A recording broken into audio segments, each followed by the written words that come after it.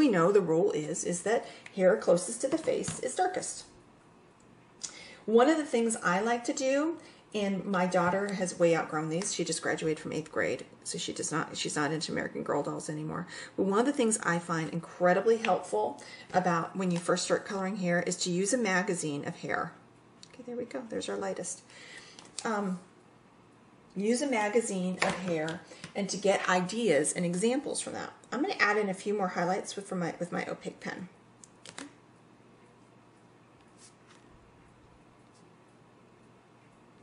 Okay.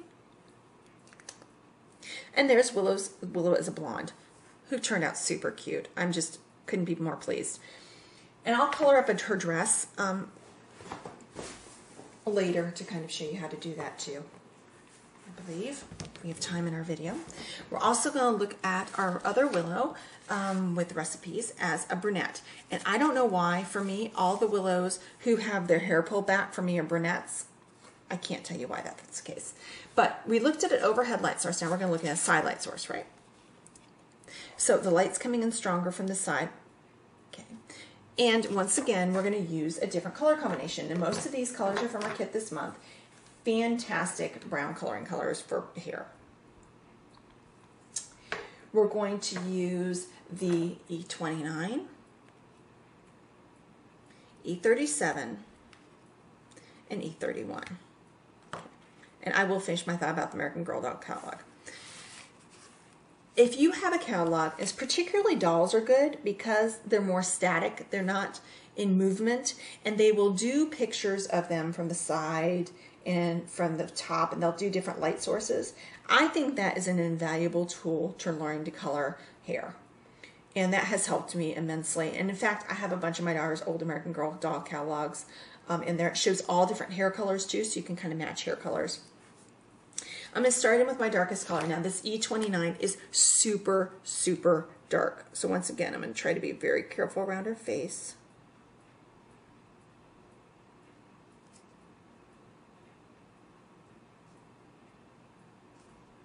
I almost want to go eek. We don't want the agony of defeat. Right, and I'm going to work, I always work hair in pieces. Put in my E37, blend that in. And the reason being is because you don't get as good at blending if the color has dried. You'll see more of a line as opposed to blending. I go in with my E31. Now, with the brunettes, you can definitely see what I'm talking about working backwards.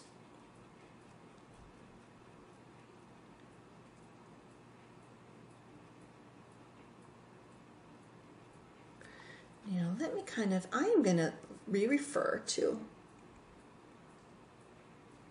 my picture here and my light source, okay? Light's coming from this direction. So for me, there's going to be kind of a highlight over here. So now I'm going to work backwards again. I went into with my light, my E29, my E37, my E31, okay? Now I'm going to work backwards. And I'm going to work back from my E37 into my E31 here. And now I'm going to blend my E31 into my E37.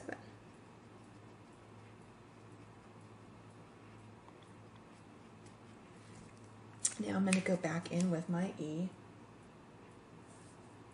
E29. And once again, be very sparing with this 29 color. It's incredibly dark.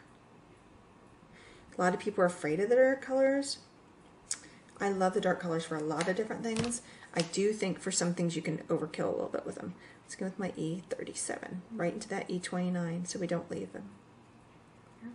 All right, now I'm going to add a little bit E37 here because there's a highlight, but it's not quite that pronounced.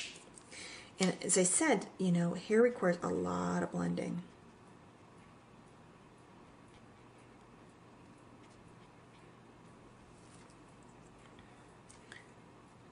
Go up here, add this. We kind of work our way forwards and backwards, darkest to lightest, lightest to darkest. And I'm going to end a little bit more medium tone in here.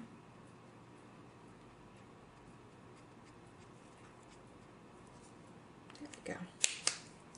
And I'm don't like the light color by her face. I'm going to go ahead and darken that up. Okay, back in with my E31. I'm going to just use the side to blend that in. Okay, now we're getting some hair color variation. Let me move her over just a little bit so you can see even better. I might bring it in even a little bit more. Wait for it. See if it'll focus in. Hang on. Sorry about that. All right. Now we have that lightest color there too. And we're going to start blending in this other color, this E. Get the E29. I'm going to add a little bit more E29 down here at the bottom and at the top here. She's going to be darkest to this area. And let me, once again, where the light's leaving, she's going to be a little bit darker at the base of her skull here. And I'm trying to follow the directionality of that hair. Okay. Going in right away with my E37. The E29, if it gets set, it can leave a really harsh line. And once again, I have the E37 going here, okay, because I left off with my light. Now I'm going to go back in with my E31. And you can tell right away it doesn't blend right away. You got to work it a little bit. Now this is where I may go back in with my E37 and do the tip to tip method, my E31 and my E37. Darken that up a little bit.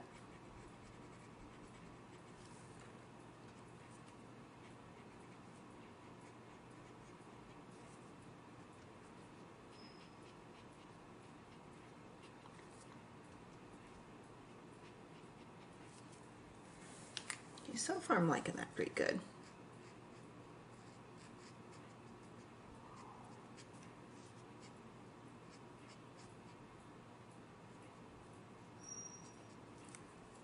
Okay, go back in with my E31.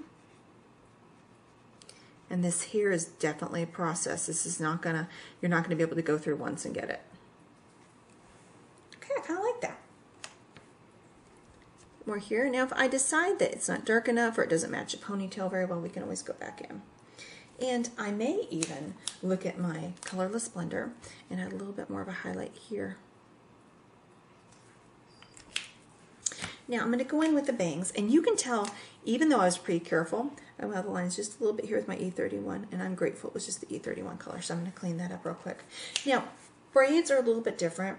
There's a lot more dark in braids, but once again, anything closest to the body is going to be the darkest.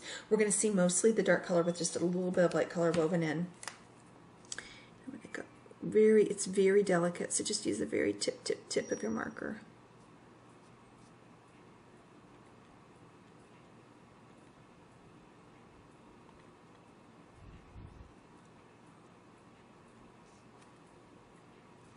Okay, going in with the E37.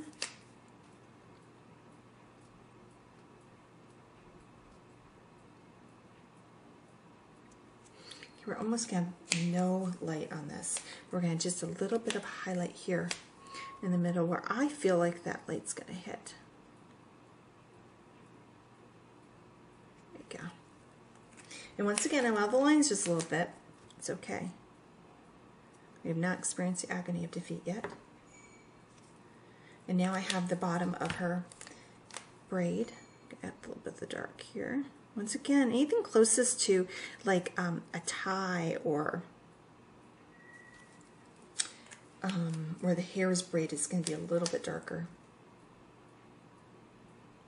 My E37. And I'm probably not going to add any light in this unless it's like right at the tip here. Let me move it around a little bit, just a tiny bit. There we go. Okay.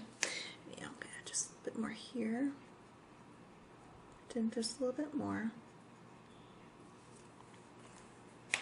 All right, there's Willow as a brunette. We have Willow as a brunette. I'm going to bring this out a little bit. Willow as a brunette and Willow as a blonde, using two different light sources, okay? One from the side and one from the top. Next time we'll go more into coloring clothing, but I would like to go ahead and color Willow Dressing's up dress for you. And I'll just give you a few basics. And we're going to use some colors out of